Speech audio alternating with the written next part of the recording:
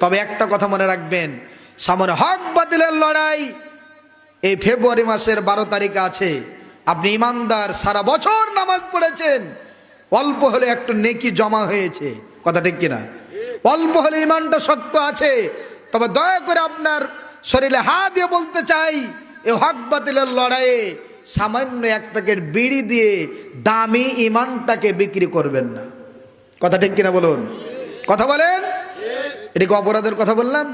আমি এর আগেও বলেছি, এখনো বলছি, কোন দলকে দিবেন, কাকে দিবেন এ কথা আমি বলবো না, তবে ভালো মানুষকে দিয়েন, এটা আমি হাজারো বার বলবো, কথা ঠিক কিনা?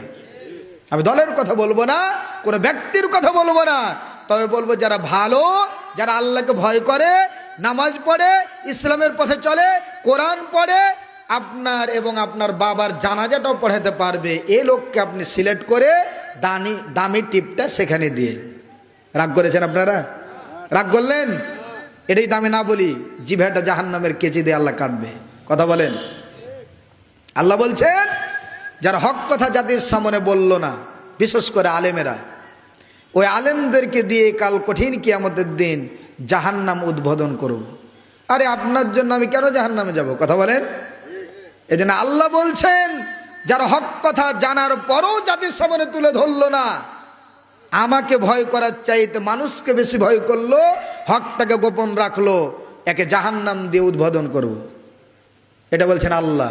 রাসূল বলছে কি জানেন? যারা হক কথা বলল না, এরা হচ্ছে বোবা শয়তান। কি বলছেন এটা? তাহলে দুটাই কি ছোট কথা? আল্লাহ বলছে হক কথা যারা বলল না জাহান্নাম উদ্বোধন করবো আলেমদেরকে দিয়ে, আর রাসূল বলছে যারা হক কথা বলল না তারা মানুষ নয়, ইমানদার নয়, তারা বোবা শয়তান। তাহলে জাহান্নামে যাব না, বোবা শয়তানও হব না।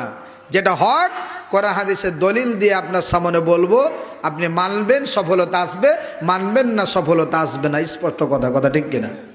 রাগ করেছেন? এটা আমাকে বলতে হবে।